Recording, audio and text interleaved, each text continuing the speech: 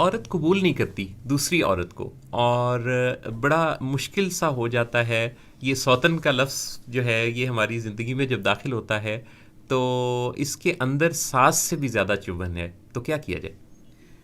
देखिए, अब बात हम इसीलिए कर रहे हैं क्योंकि ये जो रास्ता है ना, जब इस रास्ते पे नीचे की तरफ गाड़ी चल पड़ती है तो इससे ऊपर आना बड़ा मुश्किल होता है। और उसमें सारे घर वाले जो है ना, उनको जज्बाती खराशें आती हैं, उसमें बच्चे, बीवी, ससुराल, मायका सब इफेक्ट होता है। अब एक शख्स ने किसी पूरी फैमिली को कमिट कर दिया, उसको इस भट्टी में झोंक दिया कि ये कीमत तो आप लोगों ने अदा करनी करनी है। ये ठीक। ऐसे ही है जैसे घर में जज्बात का कैंसर आ गया, अब सब रोएंगे, लेकिन उससे निकलना कैसे है? देखें, लाइफ में समटाइम्स आप ऐसे बुरे फैसले कर खड़े होते हैं कि उसके बाद आपके हाथ में ना अच्छी बुरी सिचुएशन नहीं रहती। सही है, सही। बुरी और बदतरीन सिचुएशन होती है, तो आप बैड उसमें से एक चॉइस करना। अब आपको बैड या वर्स चूज करना है।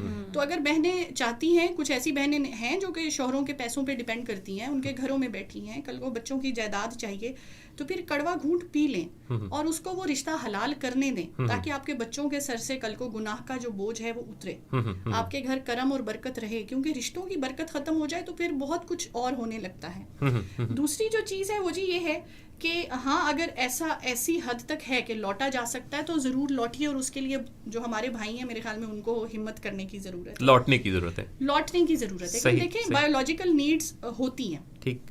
होता क्या है कि रिलेशनशिप में ना आप क्रिएटिव नहीं होते। आप एक दूसरे से, अब जैसे वो एक मूवी का डायलॉग था, उस बीवी ने कहा, वो काउंसलर के पास बैठे थे कि ये मुझे उस तरह आई लव यू नहीं कहते। उसने कहा भाई 5 सालों में कोई मैं 45,000 दफा आई लव यू के कितने तरीकों से कहूँ?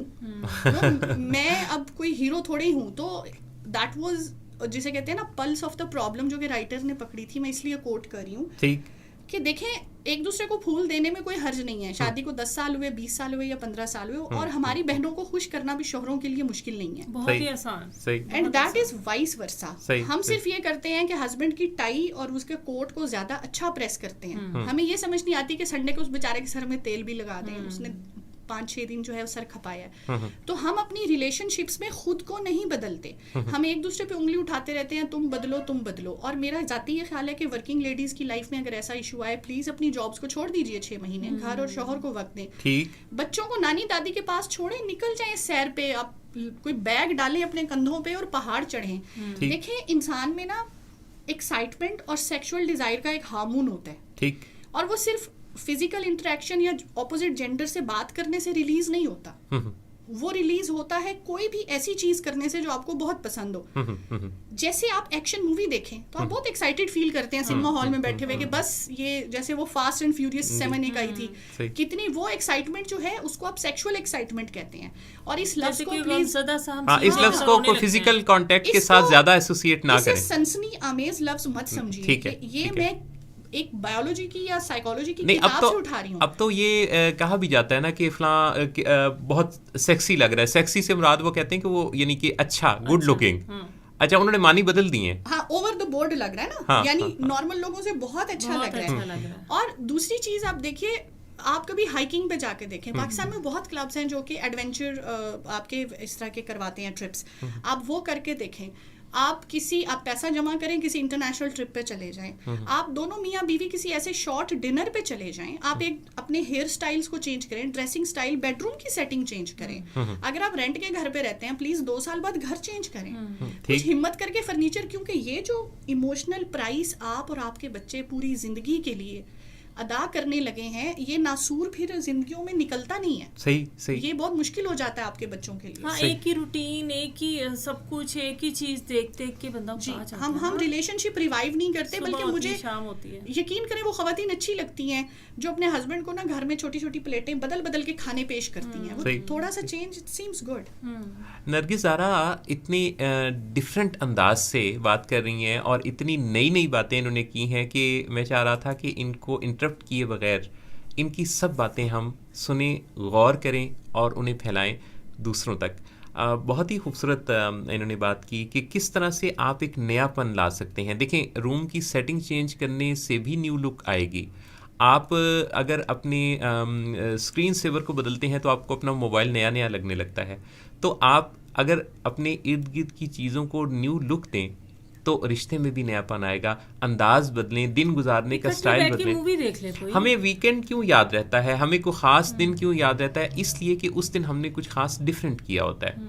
हमें कुछ डिफरेंट करने की, कुछ नए अंदाज से करने की, नए अंदाज से कुछ वक्त गुजारने की, कुछ नई मेमोरीज क्रिएट करने की और कुछ नए अंदाज अपनाने की ज़रूरत होती है रिश्तों को नयापन देने के लिए। मैंने एक कपल देखा है कि वो इतना ज़्यादा आपस में उनका अच्छा रिलेशन है कि मतलब अगर बीवी बर्तन धो रही है तो वो खड़े पास उसे सेट करने लगेंगे रैक में, अगर वो वॉशिंग मशीन पे काम कर रही है तो वो हस्बैंड जो है साथ कपड़े फैलाना शुरू कर देंगे।